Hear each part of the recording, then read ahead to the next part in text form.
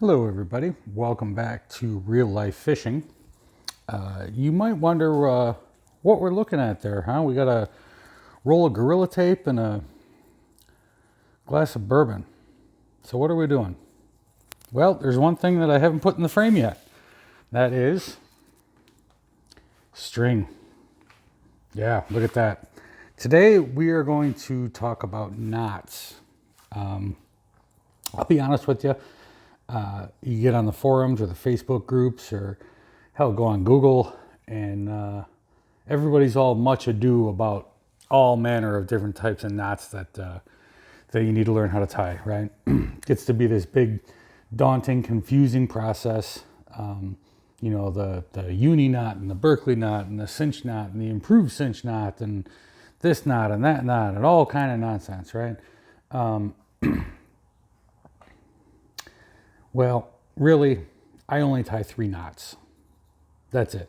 There's only 3 knots I ever use in this boat. There are other knots that can be used. There's one other one. I actually don't recall the name of it right now, but it's used for tying leaders or tying 2 lines together, right? So if you use a backer on your reel, like behind your braid, for example, and some guys will do that. Right, we talked about how expensive braid is compared to mono in a previous video. So some guys, if they get a really, really big big reel, holds a lot of line, they'll put some cheap mono on there as a backer, and then tie the braid off to it, and then spool up the braid over top. So stuff like that. I don't recall what the knot is called. I don't use a backer, so I don't ever have to tie it, and I don't use relatively lightweight, 20, 30 pound braid with a fluoro leader on it, right? If I want fluoro, I fish with damn fluoro.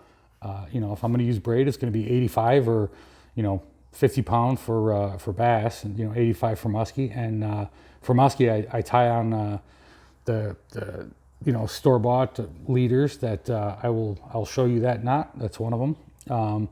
When I'm Senko fishing or whatever, I tie on my EWGs using that same exact knot.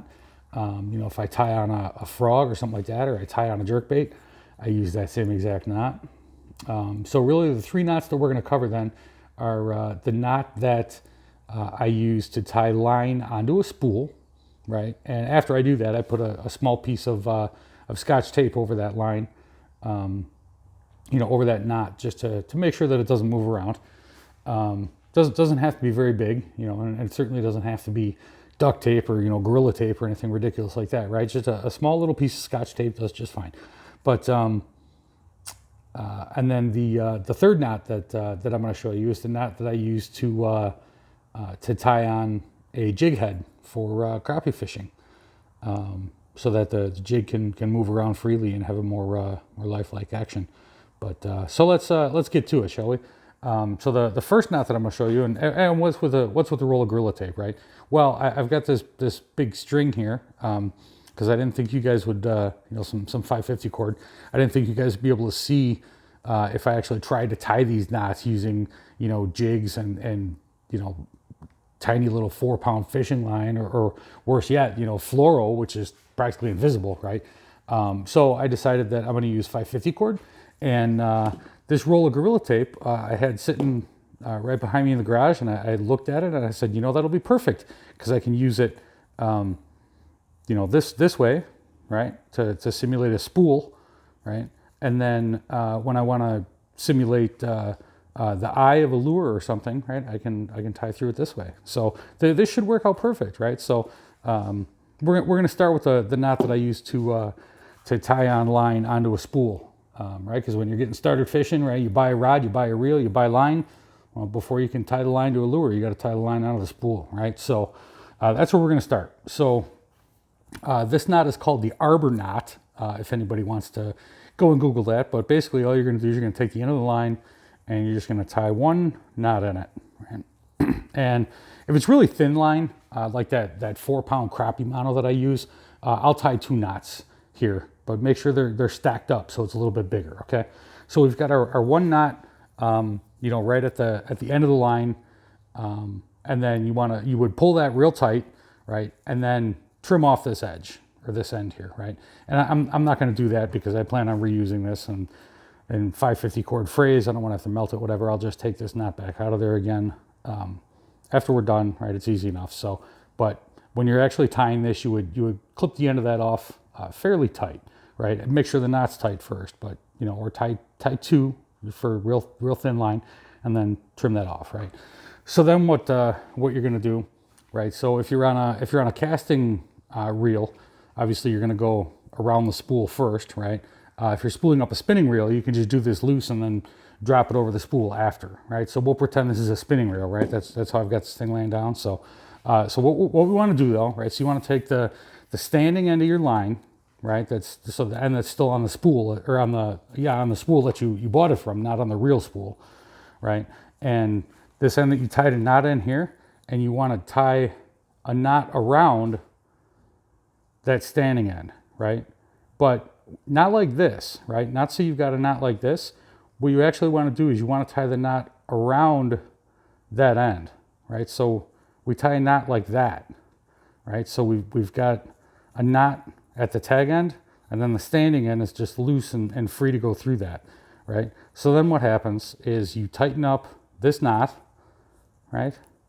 And then this knot that we tied to start with, in fishing line, right? 550 cord is you know, kind of abrasive. It's not very slick, right? So I'll try and get this the way that it should be to demonstrate for you. But in fishing line, when you do this, you know, the line will slide through that knot that we just tied around the standing end, and then that knot that we tied at the very end will prevent that from pulling through anymore, right? So you cinch that up, and now we've got this loop like this, and so we just drop that onto our spinning line spool, and then we pull it tight. And again, 550 cord doesn't slide very well, but so we just, there you go. That's nice and snug on there now. And so what I do then is I just take a small little piece of Scotch tape, and I put that right here to cover that, and then just start spooling it up. And like I said, the process is exactly the same for a casting reel.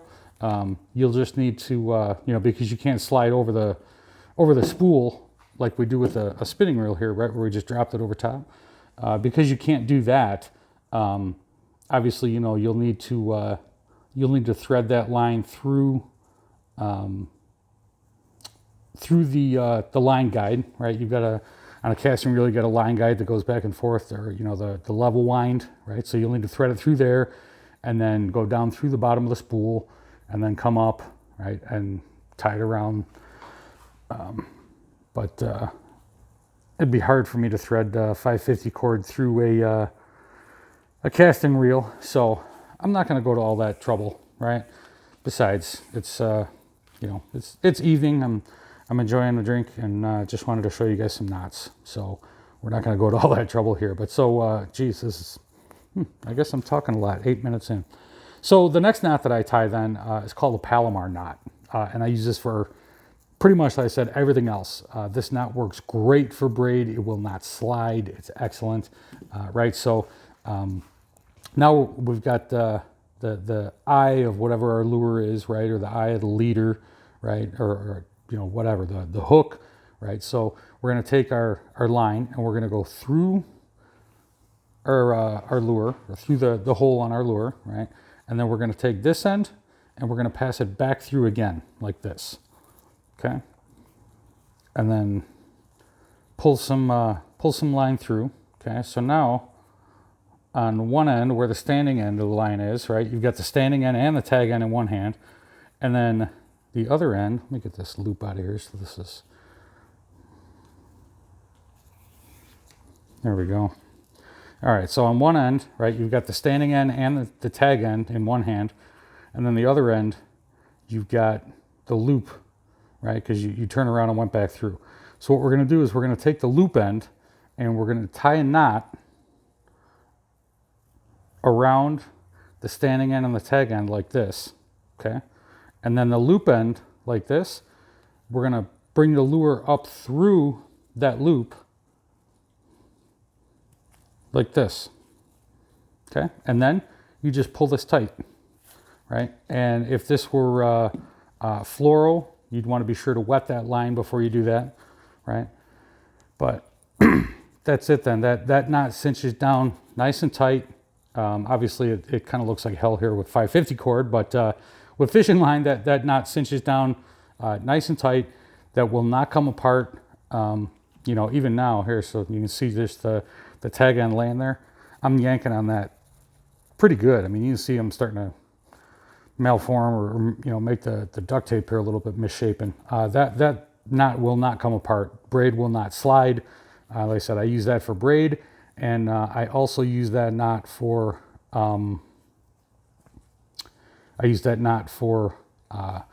EWG hooks.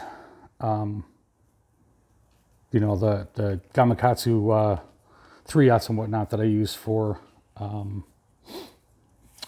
bass fishing, right? When I'm fishing a weightless Senko. So works very, very well. I should have saved that knot for the end though, because now I've got to figure out how to get it all undone. Right? With fishing line, it's easy. You just cut it and you're done, right? But my 550 cord here, I don't want to throw all this away. So there we go, perfect. Okay, so we got that apart again. 11 minutes. All right, boy, here, I'll try and do this next one pretty quick, right? So now, the other knot that I use, I'm not even sure the name of it. I actually learned it from watching another YouTuber, but, and apologies, I can't give you credit. I'm not, I have no idea who it was or what it was. It was a crappie fisherman. When I was getting into pan fishing, I started watching a lot of videos. But so this is the knot that I use to tie jigs on. And you'll see in a second, it's because it, you know, it allows the lure to move about pretty freely, right? So what we're going to do is we're just going to go through the eye of the jig, right? And then we want a pretty significant amount of extra line here when we go through, right? So you can see we're through that, right? And we're just going to pull it up like that. So for this knot that I'm going to demonstrate to you guys, I've got quite a bit, right? But you know, geez, I probably got, wow, 12 or 18 inches extra back through. But you know, when you're actually tying this off, you don't need quite that much. You know, a few inches is sufficient. But so what you want to do once you go through the eye of that jig, then, right? We've got the tag end and the standing end here. Hold on to those together, right? You want to make a loop, right? I actually might need more line because of how this is. Yeah. In order to demonstrate this, I'm going to need more rope, okay? Because this eye of our lure here is so big, right? So get some more line. So we're gonna make a loop, right? And you'll see why now I need more line. All right, so standing end and tag end are here, and that's through there. We're gonna make a loop like this, right? So we've got a loop, and then we're gonna take our jig and we're gonna pass it through that loop, right? Once, twice, 3 times, right? 3 times a lady. So we put that through the loop 3 times, okay? And then, so this is a jig, right? Okay, so my hand is attached to it now, right? My hand is pretending to be the hook, and this is the eye of the jig. All right, so now what we're gonna do is we're gonna take the loop that we tied, we're gonna take the eye of the jig, and we're gonna stick it into that loop so that we hooked that loop onto the eye of the jig, okay? And then the standing end and the tag end here, we're gonna pull these, okay? Actually, this is not, I need this on the other end like that. There we go. Okay. So we're gonna pull these here until you get almost snug onto the eye of the jig, right? We've got a little bit of slack in here, right? And then you're gonna pull the jig back out of there and then pull the standing end and tag end and the jig away from one another. And you'll see that tighten up like that, okay? And then that knot isn't going anywhere. That's not going to loosen up. That's not going to do anything, right? So now pull on the standing end, make sure it's nice and tight, pull on the tag end, cut your tag end. And now what you're left with, though, is a knot like this, where that jig can move around, right? You've got a loop in there. It's not going to, like I said, it's not going to come loose, but that jig now is free to move around and have a more lifelike action with whatever plastic you've got attached to it when it's in the water. You know, and it also helps the jigs hang correctly. If you tie a real tight knot on there, you know, the jig has trouble rotating then in a line, and it'll hang in the water crooked and just doesn't swim right. So those are the 3 knots that I use. Like I said, the first one to tie on a spool is called an arbor knot. The braid knot, and the knot that I use for everything else is called a palomar knot. And this one, unfortunately, I don't know the name of, and I hope my video didn't suck so bad that you guys weren't able to learn how to do it. So drop me a note in the comments if you have any trouble, and I'll try and help you out. Have a good one.